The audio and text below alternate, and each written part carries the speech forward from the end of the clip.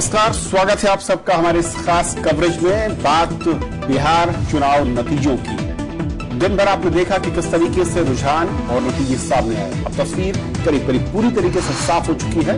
महागठबंधन को भारी बहुमत बिहार में मिला है, लेकिन सवाल ये है इसके पीछे के क्या बड़े फैक्टर्स हैं, पॉलिटिकल पार्टीज का क्या कहना है और भविष्य की चुनौतियों क्या है। इस पर खास चर्चा करेंगे अपने खास मेहमानों के साथ। मैं हूं Kabir. I'm Tracy Shilshi, and yes, this is going to be our special focus for these 2 hours at least, and we'll be taking you through a lot of what has been happening through the day as well if you weren't able to catch up with those stories. But first, let's take you through the headlines.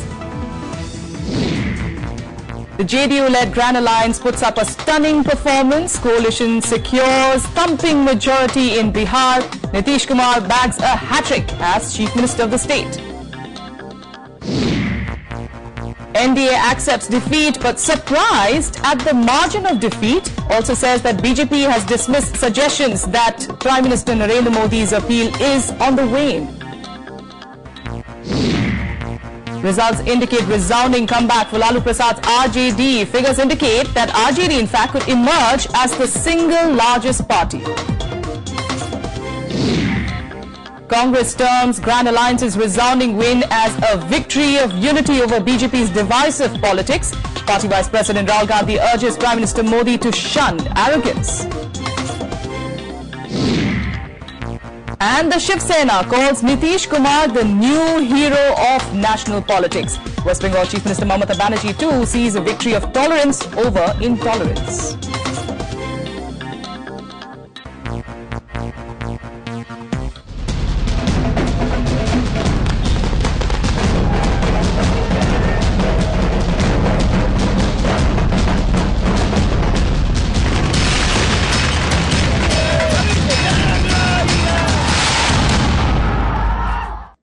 Yes, that's the big story of the day. The Bihar Assembly poll results.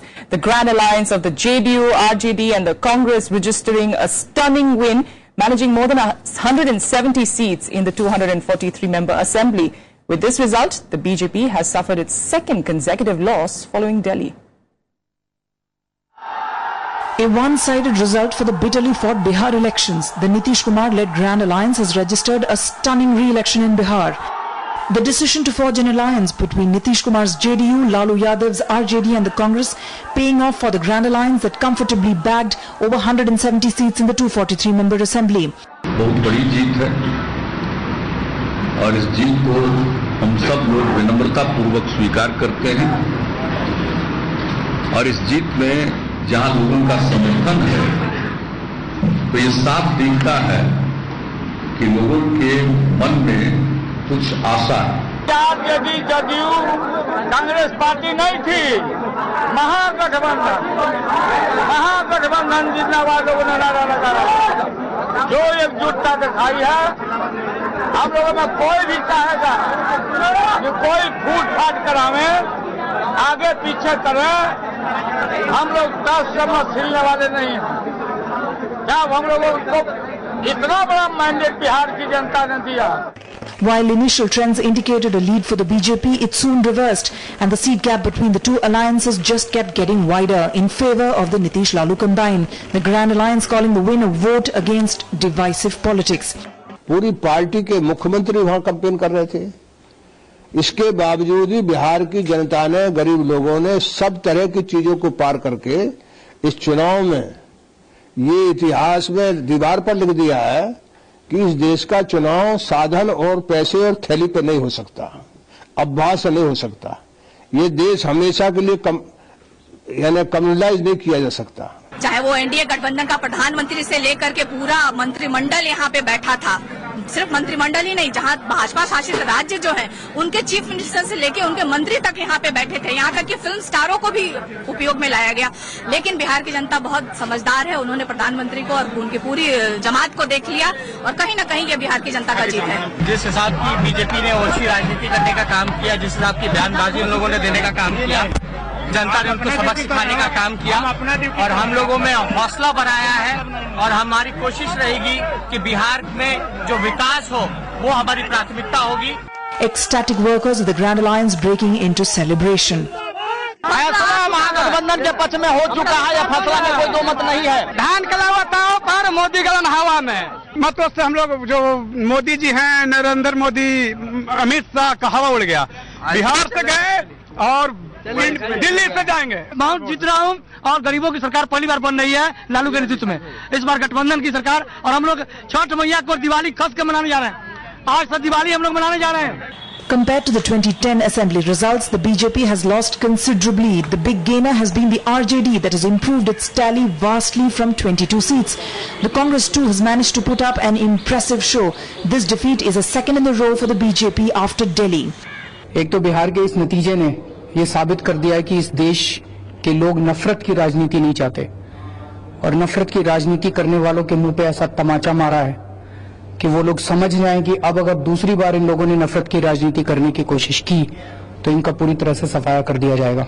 Regional bigwigs were also quick to congratulate Nitish Kumar on the victory. These results come ahead of a jam-packed election year in 2016. 4 states go to polls next year. BJP loses, India wins.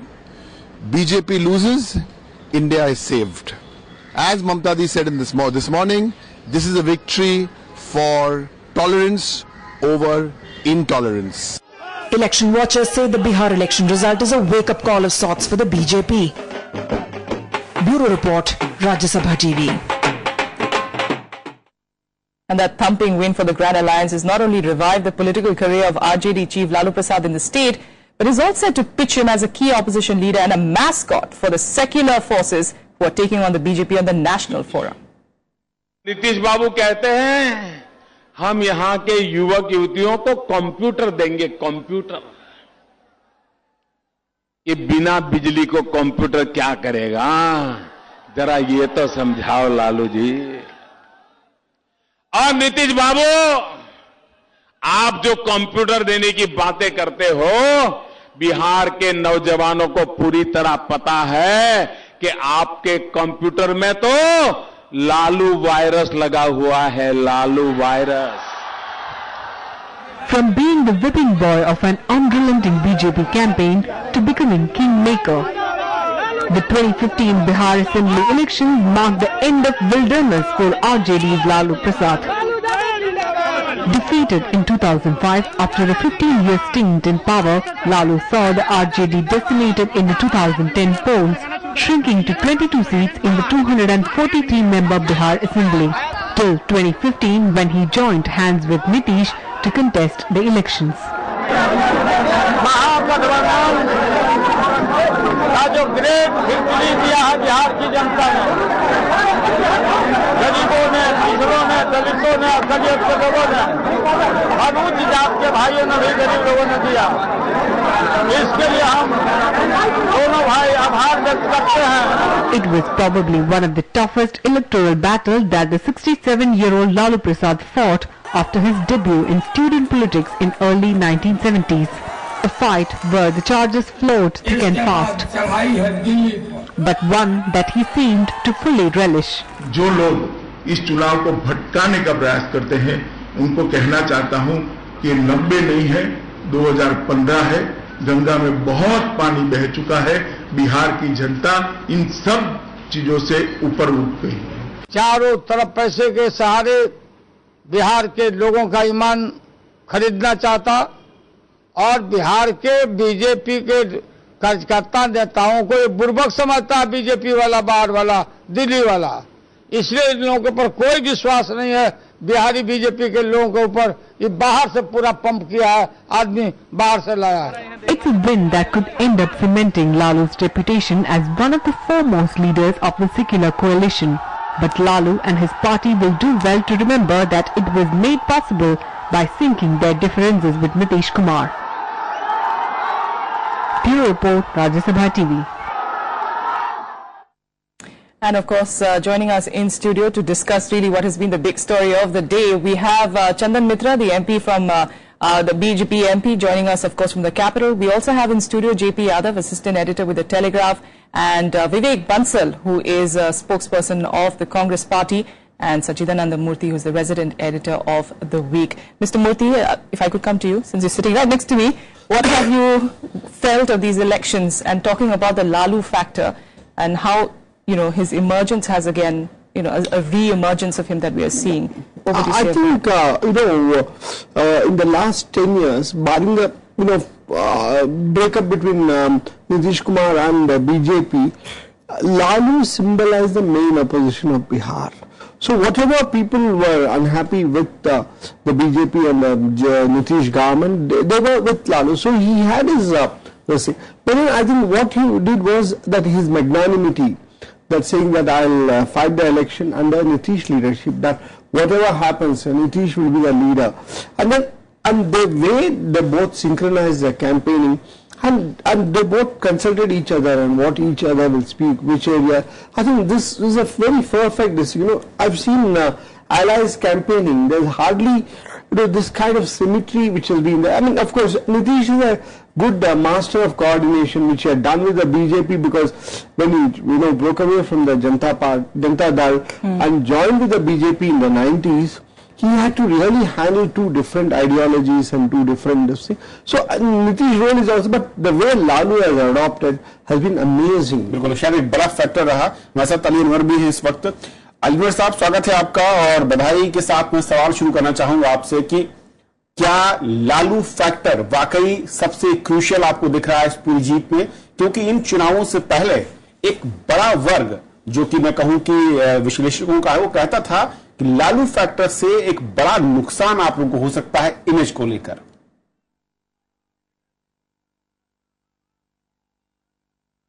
शायद अली अनवर तक आवाज नहीं पहुंची। चंद्र मित्रा साहब, मेरा यही सवाल आपसे कि क्या वाकई लालू यादव आपको लगता है कि बड़ा फैक्टर इस हार जीत में, और लालू पर जिस तरीके से तीखा हमला या फिर ज्यादा हमला करने की कोशिश बीजेपी की ओर से की गई, उसका इंपैक्ट मैं कहूं उल्टा पड़ता दिखा है? चुनावी नतीजे कुछ ये इशारा कर रहे हैं।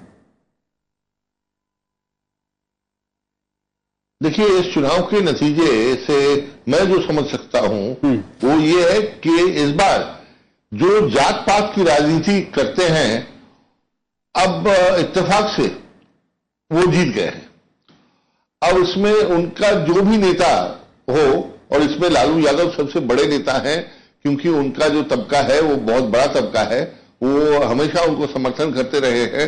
लालू यादव चाहे सत्ता में रहे या बाहर रहे, तो उस समर्थन के बल पर लालू जी एक बहुत महत्वपूर्ण खिलाड़ी रहे हैं बिहार की राजनीति में। और जो लोग कहते थे कि लालू यादव का अब कोई दम नहीं रहा और वो खत्म हो गए और 1990 की राजनीति खत्म हो गई, वो उन्होंने गलती की, क्योंकि उनका जो समर्थन है, जो बेस है, वो पुख्ता है, और वो बेस कहीं इधर उधर नहीं हुआ, टस से नस नहीं हुआ, मैं कहूंगा। तो जब तक ये जन समर्थन उनके साथ है, तो ये संभव ही नहीं है कि वो उसको राइट ऑफ कर दिया जाए। तो इसीलिए इस चुनाव में विजय का श्रेय तो काफी हद तक लालू जी को जाएगा, क्योंकि नीतीश कुमार जी अच्छे नेता माने जाते हैं। विकास के लिए उन्होंने बहुत अच्छा काम किया।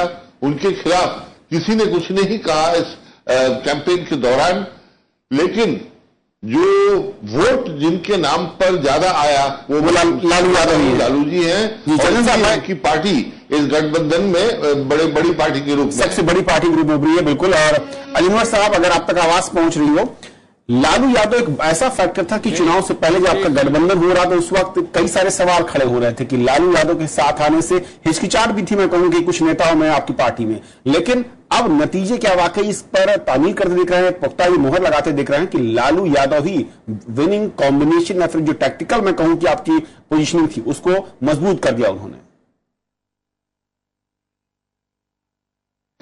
देखिए सचान साहब, चंदन मित्रा साहब अभी बोल रहे थे, वो न सिर्फ एक सीनियर पार्लियामेंटेरियन हैं, बल्कि एक सफल संपादक और देश के वरिष्ठ पत्रकार भी हैं।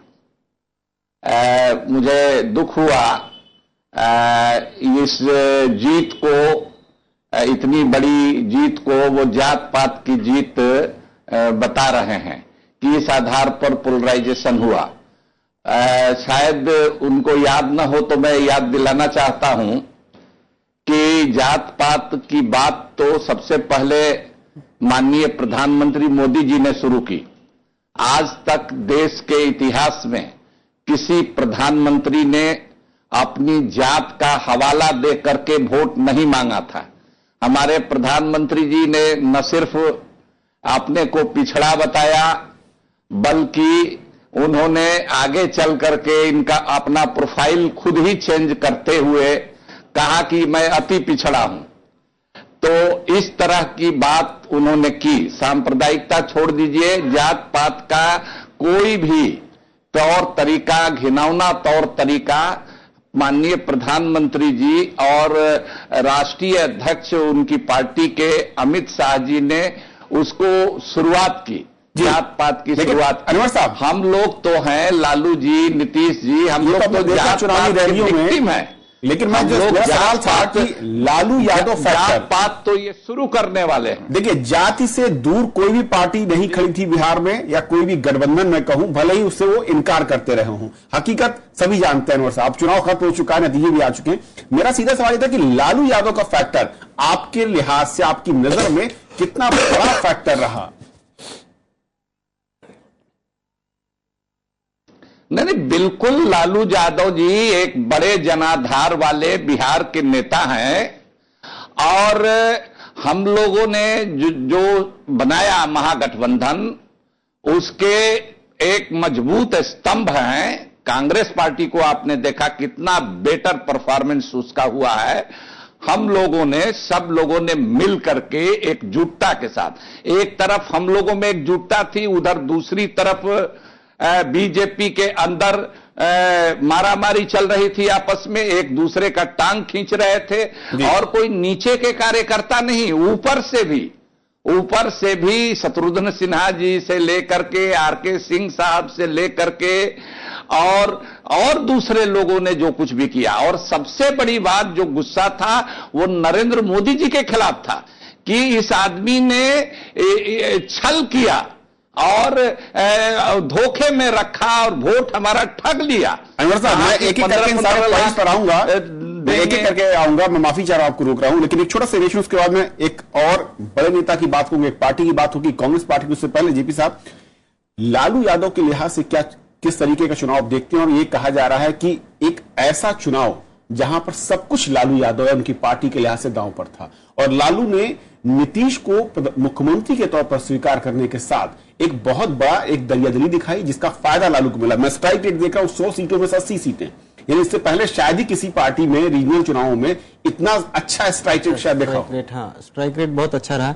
बिल्कुल आप सही फरमा रहे हैं कि लालू ने त्याग किया, नीतीश को ये किया। मैं ये समझता हूं, मैं इसको आम भाषा में बताऊं तो ये कि नीतीश अपने आप में एक रॉकेट थे अपने परफॉर्मेंस लेवल पर लास्ट 2 इयर्स के, लेकिन लॉन्च होने के लिए उनके पास कोई बेस नहीं था, लॉन्चिंग पैड नहीं था। हाँ, लालू ने कहीं एक तरह से उनको श्री हरिकोटा वो बेस प्रोवाइड कर दिया जहां से वो लॉन्च हो गए।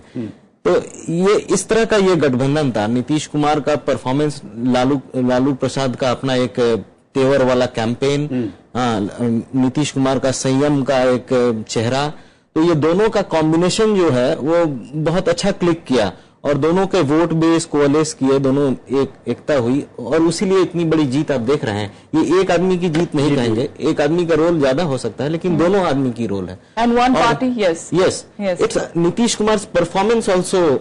There were a lot of criticisms about Jungle Raj returning. Yeah. People were indeed talking about it in some parts. There were considerable talk, but they had faith in Nitish Kumar. And they said that Lalu cannot be of the 90s or the past. Yeah. He will also change according to time. Yeah. So that thing clicked, that chemistry, Yes. that mathematics turned into chemistry on the ground. Yeah. And you see this And of verdict course today, we've this seen the stupendous verdict results of today. that. And absolutely, and one party which is of course reaped, benefits of being in this Mahagathbandhan is of course the Congress. And very quickly, if you could play out this reaction that came in from Congress Vice President Rahul Gandhi. He reacted sharply, in fact, to BJP's defeat, saying that it is a vote against divisiveness. He also asked Prime Minister Modi to realize the promises that he made to the country. बाबू कहते हैं हम यहाँ के युवक युवतियों को computer देंगे, computer. ये बिना बिजली को कंप्यूटर क्या करेगा? जरा पहले मैं महागठबंधन के कार्यकर्ताओं को और नेताओं को बधाई देना चाहता हूं। नीतीश जी, लालू जी, कांग्रेस पार्टी के हमारे सब नेता, कांग्रेस पार्टी के कार्यकर्ता, नीतीश जी और लालू जी के कार्यकर्ता, ये एक प्रकार से सच्चाई की जीत है, भाईचारे की जीत है। गुस्से के ऊपर, बंटवारे के ऊपर, घमंड के ऊपर, क्रोध के ऊपर ये एक बहुत बड़ी जीत हमने हासिल की है। विवेक बंसल जी, मैं समझना आपसे चाहूंगा कि बिहार चुनाव में कांग्रेस पार्टी इस चुनाव से पहले तक आपके तमाम बड़े लीडर्स लालू यादव की इमेज को लेकर इतने कॉन्शियस थे कि एक दूरी बना ली थी। इन चुनाव में आपने सिर्फ साथ खड़े हुए, बल्कि मैं कहूं कि मंच तक साझा किया। लगता है रिस्क लिया, लेकिन उसका फायदा भी मिला आपको। देखिए, जहां तक आपने दूरी तो किसी ऐसा नहीं था कि हमने दूरी बनाई थी, पर लेकिन ये महसूस जरूर किया था कि जो सेकुलर फोर्सेस हैं उनको संगठित किया जाए, और उसके तहत ये एक महागठबंधन का, ये आप देखेंगे कि इसमें पहल पूर्ण रूप से राहुल जी की थी।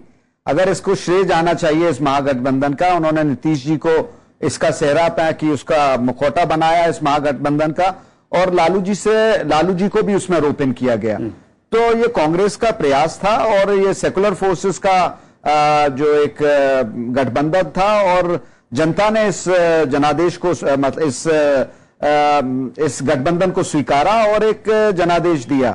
और उसके साथ साथ मेरा ये मानना है कि जहां तक आप कह रहे हैं कि हमने कहीं किसी भी क्षण ऐसा नहीं था कि हमने लालू जी से हम दूरी बनाने की कोशिश कर रहे थे, पर हम ये जरूर चाह रहे थे कि एक विकास का जो एक मुखौटा माननीय नीतीश जी ने जो एक 2 उनके कार्यकाल रहे हैं, उसमें उनका एक संदेश है, एक विकास से उनकी जो एक छवि जुड़ी हुई है उसको, और उनका जो खासतौर से उन्होंने इस बीजेपी के गठबंधन को तोड़ के एक संदेश दिया कि सांप्रदायिक, खासतौर से मोदी जी के मुद्दे पे, तो एक सांप्रदायिक विरोधी एक गठबंधन तैयार किया जाए, और वो बहुत सफल रहा। हम लोगों को आज आप कह रहे हैं कि आपने कभी दूरी नहीं बनाई। मेरे पास ऐसे कम से कम 50 बयान हैं आपके स्टेट यूनिट के, जिन्होंने साफ कहा था। उसके बाद सेंट्रल यूनिट में जो प्रभारी थे उनके तक बयान थे कि हम अकेले चलेंगे।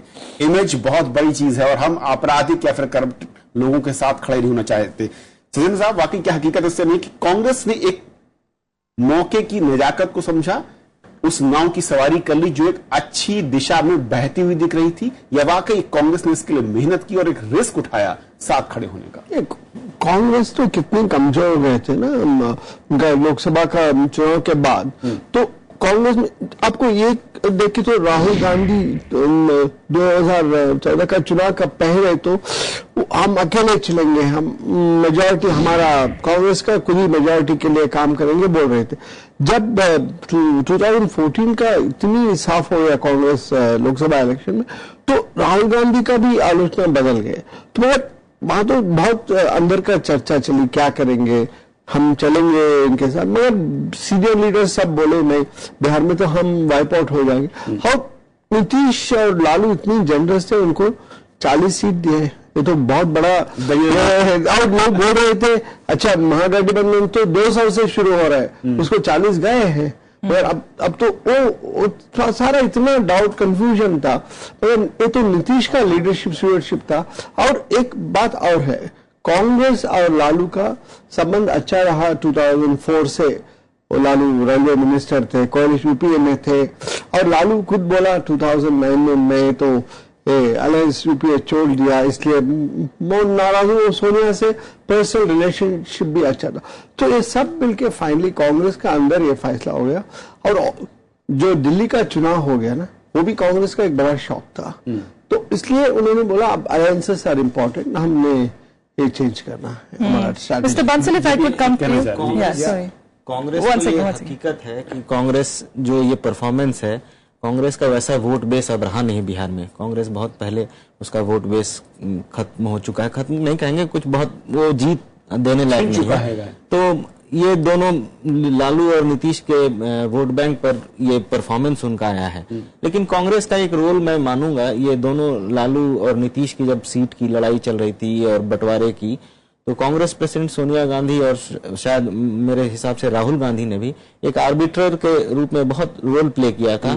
और मुझे लगता है कि आगे भी अगर इस दोनों पर्सनालिटीज में अगर कुछ ये आता है तो वो इंटरवीन करेंगी, और उस तरह से उनका रोल इम्पोर्टेंट है, कांग्रेस का रोल इम्पोर्टेंट है, और ये अलायंस तब नेशनल लेवल में प्ले कर सकता है, क्योंकि आज की जीत का एक रेवरवेरेशन कहें कि पूरे देश में हो रहा है कि ये शायद एक नेशनल पॉलिटिक्स में एक नई शुरुआत दे।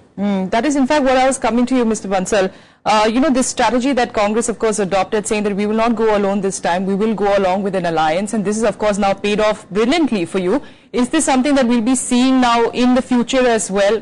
Of course the players may vary a bit depending on different states, but is there something that the Congress is going to be closely looking at? Is that the direction that it will be going at? You see, politics is a game where you have to keep on assessing the ground realities. What you are saying as far as coalitions or this sort of Gathbandhans are concerned, that definitely they can't be ruled out. This would vary from state to state. Where the communal forces are strong or where our turf is weak, definitely we would like to go into an alliance, and we'll be working out on that. So it's a close call, and it would our stances are except for the fact there has to be a uniformity with that we have to fight communal forces. But to say that sweepingly we can say that we would go for alliances or we would go alone, that's not. This would not hold much water. From case to case, from state to state, call would be taken, and I think we would act accordingly what the people want and what the ground realities are. चंदन जी, जिस तरीके से कांग्रेस ने एक shape, मैं कहूं कि जो मूर्त रूप है उसको देने की कोशिश की महागठबंधन को, और लालू और मुलायम जो धुर विरोधी कहे जाते थे उनके साथ खड़ी हो गई, आपको नहीं लगता कि स्टेट लेवल पर जिस तरीके से कांग्रेस ने आपको घेरा है, रीजनल पार्टीज को एक तरीके से एक साथ खड़ा करके, मुश्किलें अब दूसरे राज्यों में फिर नेशनल लेवल पर भी आपको दिखती हैं कुछ? देखिए, कांग्रेस को तो अनुकंपा के चलते कुछ सीटें मिली बिहार में। नीतीश जी, लालू जी ने सोचा कि कांग्रेस को साथ रखना राष्ट्रीय स्तर पर अच्छा रहेगा, तो उनको कुछ सीटें दे दो। नीतीश जी, लालू जी को भी उस समय उन्होंने नहीं सोचा था कि वो इतना अच्छा परफॉर्म करेंगे और कांग्रेस को भी इसके बदौलत 20-25 सीटें मिल जाएंगी।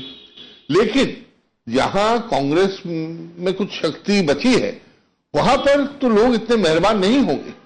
मैं समझता हूं यूपी, वहां भी वैसे कांग्रेस का तो सफाया हो चुका है, लेकिन फिर भी अगर यूपी में ये किसी पार्टी से तालमेल बनाते हैं तो वो वस्तु स्थिति पर निर्भर करके कांग्रेस को सीटें देंगी।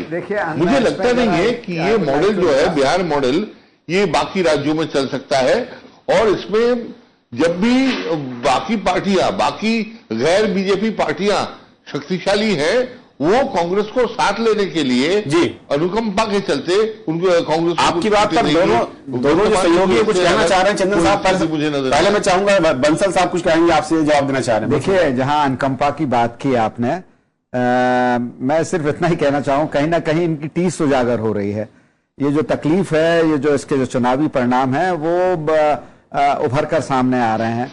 और देखिए, राजनीति में अनुकंपा कुछ नहीं होती, आदमी वस्तुस्थिति को देखता है, जो ग्राउंड रियलिटीज होती हैं, और it's a process of give and take.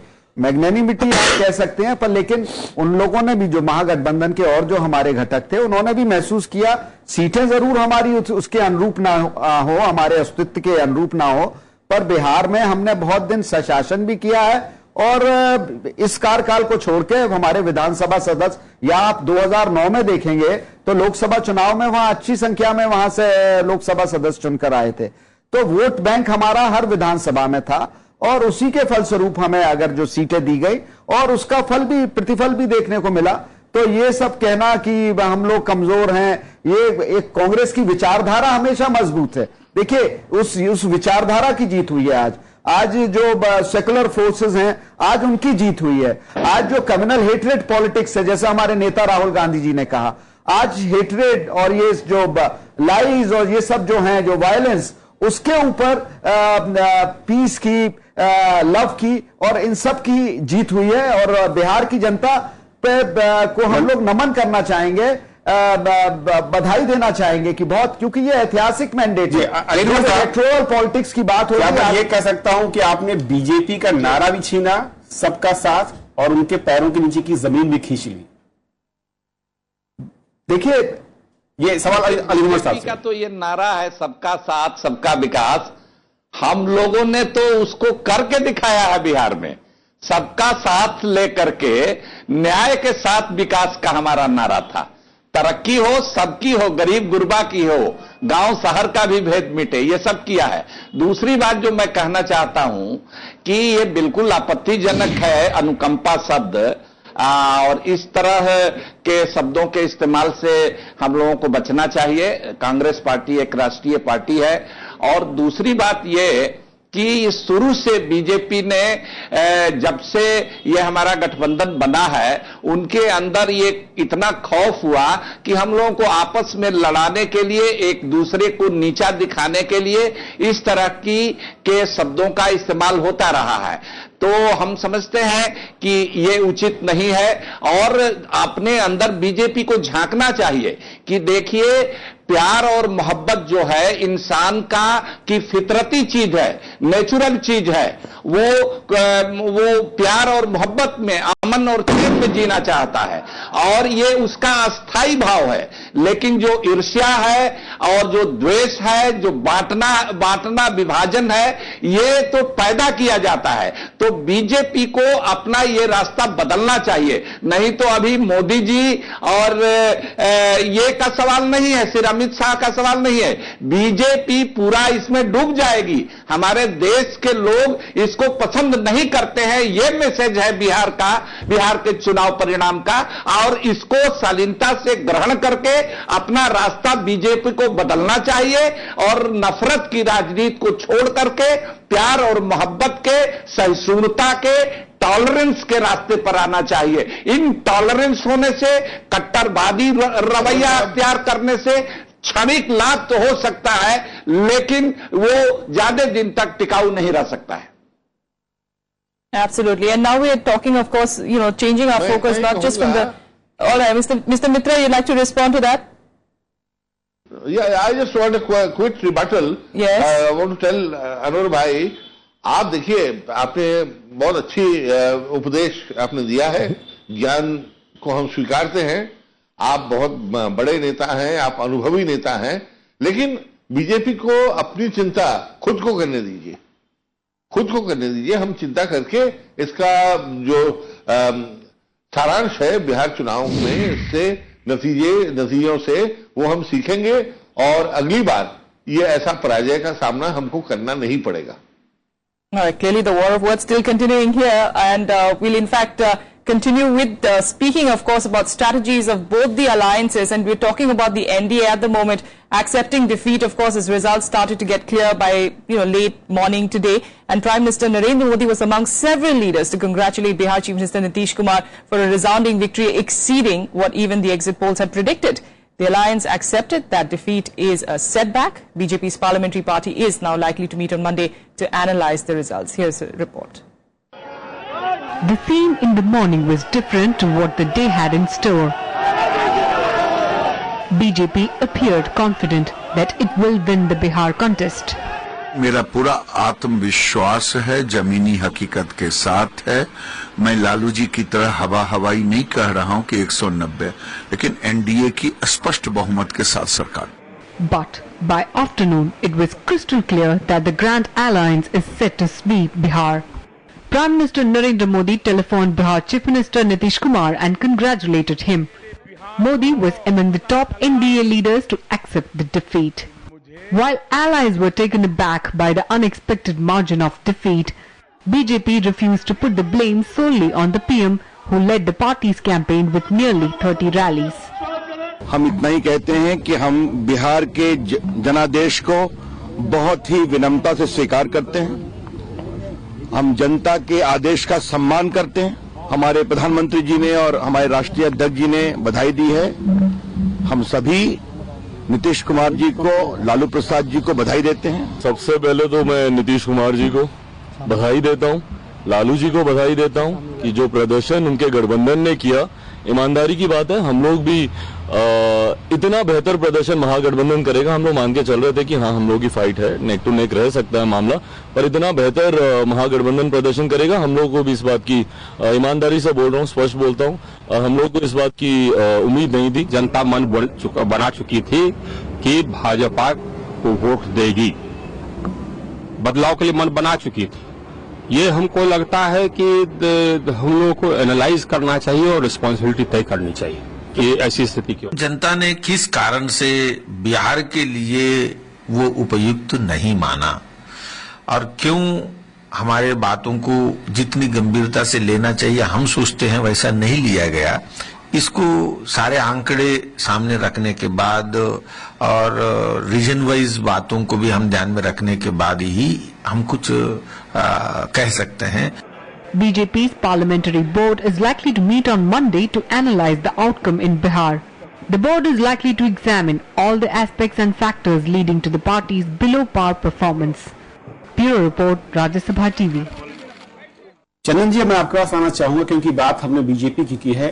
BJP असल में आपकी नजर में, क्योंकि आप न सिर्फ बीजेपी के नेता हैं बल्कि एक लंबा अनुभव पत्रकारिता का रहा है और बिहार को लेकर भी आपके मैं कहूंगी बहुत लंबा अनुभव रहा है, क्या बड़ी एक चूक आपको लगता है जो शुरुआती स्तर पर आप कह सकते हैं कि हुई है, जिसके चलते जिस तरीके की उम्मीद और शुरुआती मैं कहूं कि 2 से 3 चरण तक जो एक दिख रहा था उससे उलट नतीजे हैं? देखिए, चूक कहां हुई, किससे हुई, क्यों हुई, इस सब का विश्लेषण तो जब हमारे संसदीय बोर्ड की बैठक होगी तो उसमें लोग खुल के बोलेंगे। हमारी लोकतांत्रिक पार्टी है, सबको अधिकार रहता है कि वो अपनी अपनी बात करें और बिहार के जो स्थानीय नेता है वो भी अपनी बात रखेंगे। लेकिन मैं इतना कहना चाहूंगा अभी कि लालू और नीतीश के साथ आ जाने से जो जनाधार की बात है वो जनता में ये दोनों जो जुड़ गए तो इनका जनाधार एकदम दुगना हो गया और इसके सामने बीजेपी का जो जनाधार है वो थोड़ा कमजोर पड़ गया। और आजकल 2 पार्टी सिस्टम में जब 2 बड़े खिलाड़ी होते हैं चुनाव में तो जनता जब किसी को जिताती है तो एकदम छप्पड़ फाड़ जिता देती है और यही हम देख रहे हैं पिछले कुछ चुनावों का हमारा यही अनुभव है। और मुझे लगता है इसमें कितनी कहां चूक हुई नहीं हुई ये तो अलग बात है वो, लेकिन कोई बहुत बड़ी चूक तो नहीं हुई, मुझे तो नजर नहीं आ रहा है। ये यही हुआ कि एक एरिथमेटिक जो है गणित का जय है। ये इन 2 नेताओं का, नीतीश जी का जनाधार और लालू जी का जनाधार, ये मिलके उनको इतनी बड़ी जीत लेकिन चंदन मित्रा जी, आपकी पार्टी उसका एक बेस वोट बैंक है और जो आपने अलायंस चूज किए मैं कहूं कि बहुत ही स्ट्रेटेजिकली कास्ट के फैक्टर के लिहाज से भी उनको अगर मैं पेपर पर देख रहा था तो अर्थमेटिक आपके पक्ष में दिख रहा था। क्या आपके सहयोगी उतने दमदार नहीं निकले जितने वो पेपर में दिख रहे थे, या फिर आपको जो मेन वोटर था वो जो एक फ्लोटिंग वोटर जिसकी बीजेपी बहुत ज्यादा उम्मीद कर रही थी वो शायद आपके साथ खड़ा नहीं हुआ, जो एटमॉस्फेयर चुनाव के दरमियान बिहार में और उसके बाहर बना? देखिए, ये तो कुछ हमारे पत्रकार मित्र और मैं भी अपने आप को आज भी पत्रकार ही समझता हूं कि हम तो शॉर्ट हैंड में कुछ नए ये संज्ञाएं निकाल लेते हैं, टर्म्स निकाल लेते हैं, लेकिन मुझे लगता नहीं ये बाहरी बिहारी की कोई बात हुई थी। लोगों के मन में ये तो जहन में गया नहीं। लेकिन इतना तो है कि हमारे वहां स्थानीय नेता अपने आप को ठीक से शायद प्रोजेक्ट नहीं कर पाए और इसके चलते जो लालू जी का जो एकदम लोकल लेवल का जो कैंपेनिंग है, जो स्टाइल है, वो लोगों को जच रहा था, पहले भी जचा है, बीच में लोगों का मन उब गया था। अब कुछ सालों बाद लगता है लोगों ने फिर उसको स्वीकार कर लिया। अब इससे अधिक तो अब इस समय इतनी जल्दी क्या कहा जा सकता है? Alright, JP Yadav, do you think that is, like he's putting it very simply, that the charm of Lalu and of course the shrewdness of Nitish, their politics together, they got their vote banks together, and that is one of the reasons why, they have such an emphatic win. He has Mr. Mitra has a point. Lalu's charm and Nitish's good work, it worked. But apart from that, the BJP also floundered a lot. BJP in the recent elections that have gone 2014 and the assembly elections, you must have seen, the BJP was setting the agenda and everybody else, other parties would react to that. Yes. Here, the BJP started by setting the agenda of Prime Minister announcing a very dramatic package for Bihar, and the way it was announced, and he thought this would set the agenda.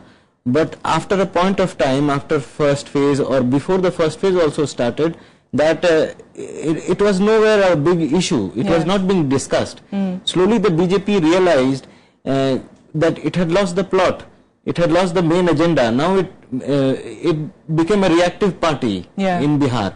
Lalu Prasad was setting the agenda, or Nitish Kumar was setting agenda, DNA agenda, or the Jungle Raj agenda, or the Mandal Raj 2 agenda, and then BJP was reacting to it, and in between Mr. Bhagwat, RSS chief Mr. Bhagwat came, and his statement, that also had a lot making of impact. Making a lot of NDA's own allies a bit shaky. Lalu just picked it up and capitalized on it, and just it spread like fire in Bihar. And that fear, probably it worked, maybe the reservation is endangered. The reservation for the backward is endangered. And Lalu capitalized on it like anything. He's a master in doing all this on the ground level, and the manner in which he does it. That I agree. Apart from that, they didn't have a face. Nitish Kumar's face was such a big, he had such a big and image. The BJP didn't have a chief ministerial face in Bihar. They didn't project anyone. They chose to fight it on Prime Minister Modi's name. But the verdict today has shown how mature our voters are. The same voters 1.5 years or little away, they had voted all out for Modi. क्या JP face इतना बड़ा matter था? क्योंकि मैं महाराष्ट्र को देखूं, हरियाणा को देखूं, इन जगहों पर भी फेस नहीं था बीजेपी ने, कोई फेस प्रेजेंट नहीं किया, लेकिन उसके बावजूद वहां पर उसे जीत मिली। क्या यहां पर लालू पर ज्यादा अटैक करना और लालू के अंदाज में लालू को घेरना बिहार में, ये सबसे बड़ी गलती? वो एजेंडा नहीं सेट कर पाई बिहार में, वो एजेंडा नहीं सेट कर पाई बीजेपी, वो रिएक्ट करती रही। और महाराष्ट्र और दूसरे हरियाणा स्टेट अब जो बोल रहे हैं, वहां उनके पास ऑपोजिशन में इस तरह का एक फेस, नीतीश कुमार के जैसा फेस नहीं था। नीतीश कुमार, हम लोग ग्राउंड पे घूमे थे इलेक्शन में, ये बड़ा रेयर होता है कि 2 टर्म के बाद एक चीफ मिनिस्टर इतना पॉपुलर रहे। ये आपको मैं अपने चुनाव में मध्य प्रदेश में देखने को मिला था। शिवराज सिंह चौहान पॉपुलर थे। आफ्टर 2 टर्म्स एक चीफ मिनिस्टर की इतनी पॉपुलैरिटी होती है, लोग आपकी उसके काम की सराहना करते हैं। तो ये महाराष्ट्र और हरियाणा में ये नहीं था। ये चीफ मिनिस्टर नीतीश कुमार और चाहे शिवराज सिंह चौहान वाला वो कैरेक्टर नहीं थे, इसलिए बीजेपी वहां कैपिटलाइज कर पाई। और ये बिहार में ये नहीं चला। बिहार में इनके पास कोई फेस नहीं था। लोग ये जान गए कि नरेंद्र मोदी जी यहाँ के शासन नहीं करने वाले हैं। नरेंद्र मोदी प्राइम मिनिस्टर हैं। यहाँ के लिए नीतीश कुमार बेहतर होंगे। इसीलिए any other factors do you think? My thing is BJP had misread both the victories of Maharashtra and Haryana, because in both those states there were 2 different things. They did not project anybody, and it worked. But then in Maharashtra, the index of opposition unity was also all the 4 parties which belonged to 2 alliances which had been fighting were fighting on their own. So, and then it was soon after the Lok Sabha election. And similarly, as JP rightly said, the popularity of a chief minister matters. But whereas in Haryana, after 2 terms, Bhupinder Singh Hooda was very unpopular, and the Congress was a divided house. People like Tanwar, Shelja, everybody wanted to bring down the Congress government. So, whereas in Bihar, the index of opposition unity against the BJP was very strong, because BJP also, NDA was an alliance, but Paswan or Ramaji or others are not as big players as Lalu and Nitish are in that state. So once the index of opposition, and also 15 months of rule where see, one of the big slogans nobody has talked about is that greatest slogan of Mr. Modi was Bhrashtachar Mukt Bharat. Second was Mehengai Mukt Bharat. Yes. Now inflation, dal prices. I mean everybody has been saying that we have to tackle that. So I mean, there were a lot of issues, economic issues. And, in the last 2 budgets, the finance minister has been squeezing the middle class by increasing service tax. Even today, again, service tax has gone up.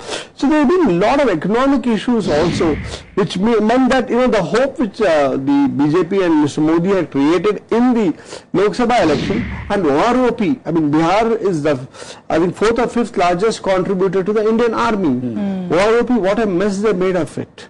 So I think there were so many factors where BJP misread the situation, and they just thought the Modi mantra and so many lakh crores of rupees will work. It doesn't. मैं इसका जवाब चुनी मंत्रा साहब से लेना चाहूंगा। चंदन साहब, महंगाई वाकई जो दाल प्राइसिंग था, क्या आपको लगता है कि जिस तरीके से जब आप लोग केंद्र में विपक्ष में थे और आप सीधे सीधे सेंटर को जिम्मेदार ठहराते थे महंगाई को लेकर, और स्टेट के रोल को कम किया गया, यानी कि महंगाई के लिए जिम्मेदारी के तौर पर, इसी फॉर्मूले को नीतीश और लालू ने इन चुनाव में बखूबी, मैं कहूं कि दिखाया, और इसका नुकसान आप लोगों को बहुत ज्यादा उठाना पड़ा।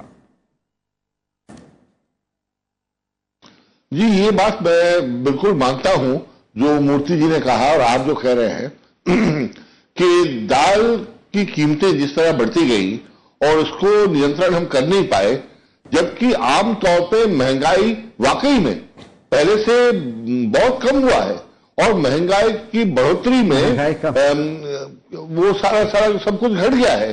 तेल की कीमतें कम हैं, तो इसीलिए महंगाई तो अब उस तरीके से हो नहीं रही है। लेकिन एक जो जरूरी सामान जो हर आदमी, छोटा बड़ा, मध्यम वर्गीय, गरीब, अमीर, सब के लिए एकदम जरूरी है, एसेंशियल आइटम है दाल, उसकी कीमतें इतनी बढ़ जाएं तो जनता में तो नाराजगी तो होगी ही, और इसको हमारी सरकार शायद इसको जो कदम उठाने चाहिए थे कि जल्दी से आयात करे और सस्ते में इसको बांटे, ये सब काम जो करना चाहिए था बिहार चुनाव के मद्देनजर, वो करने में हम कहीं चूक गए और इसका हमको खामियाजा भुगतना पड़ा।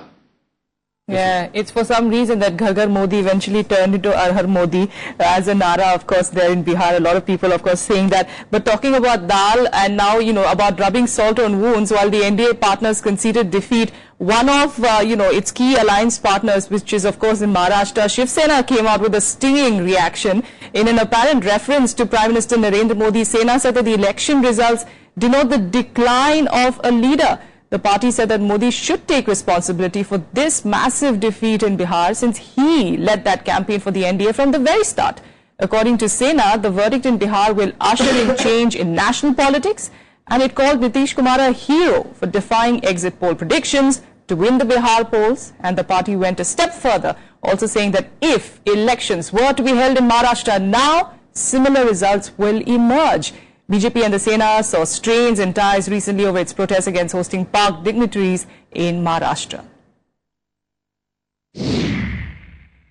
ये नीतीश कुमार जी का बहुत बड़ा विजय है। नीतीश कुमार राजनीतिक महानायक के तौर पर उभर कर सामने आए हैं। All right, if I could go to Mr. Bansal, what do you think, Mr. Bansal? Right now we haven't, of course, got any statements, on camera, at least from the big BJP leaders, Mr. Modi for one. But who takes responsibility for this defeat? Well, you see, definitely we are talking about state issues also, that BJP, as Mr. Yadav said, that they could not set an agenda. I would beg to differ from it. In fact, they kept on shifting their agendas. And along with it, because they started with Lalu, they were just trying to project that with Lalu's arrival, everything would, there would be anarchy and all. So they thought that this is not working. Then they shifted to another. This communal hatred politics was there. And at the same time, I would like to say that with all this, I think this issue was also very, very important, vital. When you were talking of price hike and all that, the governance which they had given in these last 18 months, all rhetorics, all platitudes and no substantive work. Our friend Mr. Mitra was saying that there is no essential, that there is no hike in essential prices. I would like to tell him that all prices, except for the fact that petroleum products, the decline is because of the international decline in the prices. Yeah. Whereas, at the time of UPA government, it was 145 barrel of a dollar, and the petrol was being sold for 65.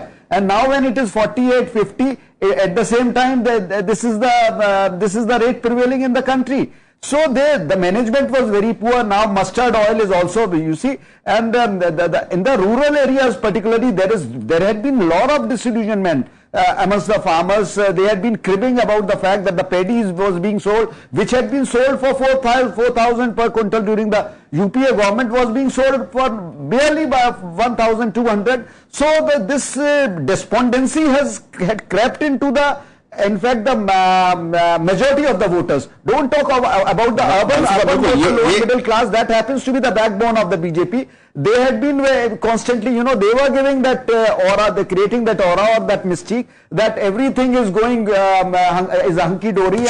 चुनाव में इन products ने BJP की मुश्किलें खड़ी की हैं, लेकिन मैं एक सीधा सवाल चंद्र मित्रा साहब, अगर आप अभी हमारे साथ बने हुए हैं, शिवसेना ऐसा लगता है कि शंकर जी का त्रिनेत्र है और हर बार खुलता है तो आप लोगों को भस्म करने की धमकी देते हैं। हाल के अगर मैं बयानों को देख रहा हूं पिछले एक महीने के, ऐसा लगता है कि दोस्ती कम दुश्मनी की तरफ ज्यादा इशारा कर रहे हैं। देखिए, बीजेपी को खत्म करने या भस्म करने की ताकत लेके आज तक कोई पैदा नहीं हुआ और मुझे लगता नहीं कि आने वाले दिनों में भी ऐसा कोई आएगा। लेकिन ये जरूर एक चिंता का विषय है कि शिवसेना, जो कि भारतीय जनता पार्टी के सबसे पुराने सहयोगियों में से है, शिवसेना और अकाली दल, इसमें शिवसेना की जो रवैया है, जो रुख अपना रहे हैं, जो बयानबाजी चल रही है, मैं मानता हूं कि ये दुखद बात है। कहीं पर तालमेल और हमारी केमिस्ट्री जो पहले बहुत अच्छी थी, वो अब केमिस्ट्री बन नहीं पा रही है। एक वजह ये हो सकता है कि महाराष्ट्र में क्यों बीजेपी अब इस गठबंधन में बड़ी पार्टी के रूप में उभरी है, तो कहीं पर सेना को ये बात स्वीकार नहीं है। वो समझते हैं महाराष्ट्र में उनकी ही नेतृत्व में गठबंधन सरकार बननी चाहिए थी। जनरल साहब, उनके तो नेता कह रहे हैं कि हम भी इंटॉलरेंस के शिकार हो गए हैं। नहीं, ऐसी बात तो नहीं है। बीजेपी की तरफ से बहुत कोशिश होती रही सेना को मनाने समझाने। हम नहीं चाहते कि इस संपर्क में, इस संबंध में कोई दरार आए। हमारे रिश्ते मजबूत है और मजबूत रिश्तों में परिवार के अंदर भी कभी कभी मनमुटाव हो जाता है। मैं इसको इससे अधिक कुछ मानने को तैयार नहीं हूं। अनवर साहब, बीजेपी के साथी अब आपके नेता को देश का बड़ा हीरो बता रहे हैं। इन संकेतों को अगर आप पढ़ रहे हैं तो फिर क्या मैं कहूं कि कुछ नई दोस्तियां, कुछ नई यारी अब शुरू होने जा रही है सेंटर में? नहीं, यारी दोस्ती की कोई बात नहीं है शशांक साहब, लेकिन एक बात तो है ना, जिसको कहते हैं कि सच्चाई वो सर चढ़ करके बोले, तो ये तो जग जाहिर है जो रिजल्ट आया है। और जिस तरह से लालू जी ने, कांग्रेस ने, सब लोगों ने, और जिस तरह से आज पूरे देश में दिवाली मनाई जा रही है नीतीश जी के मुख्यमंत्री बनने के बैकग्राउंड में, उनके जीत के और महागठबंधन के जीत है, तो वो तो ये बात सबको मानना ही पड़ेगा। बात रही है कि आप अपने एलआई के साथ कैसा सलूक करते हैं। शिवसेना को जिस तरह से बीजेपी ने वहां जलील किया और जिस तरह से उसको इधर उधर से समर्थन का जुगाड़ करके और उनको कॉर्नर करने की कोशिश की, तो उनकी खींच तो स्वाभाविक है। और वो उनका वहां जो चुनाव हुए हैं नगर निकाय के, उससे भी वो बात झलकती है। तो बात यह है कि ये बात शिवसेना में ही नहीं है, बीजेपी के अंदर भी जो गुस्सा है, जिस तरह से बड़े नेताओं को बुलडोज किया है इन्होंने, बीजेपी के नरेंद्र मोदी जी, अमित शाह ने, तो इन लोगों के एक शाह है और दूसरे को तानाशाह लोग कह रहे हैं। ये बीजेपी के नेता आरोप लगाते हैं कि आप लोग हमेशा उनके कुछ नेताओं को उकसाने का काम करते हैं। फिलहाल बहुत बहुत शुक्रिया आप सभी मेहमानों का हमारे साथ इस खास चर्चा में शामिल होने के लिए। We'll take a quick break. Be back with more. Do stay with us here on Rajya Sabha TV.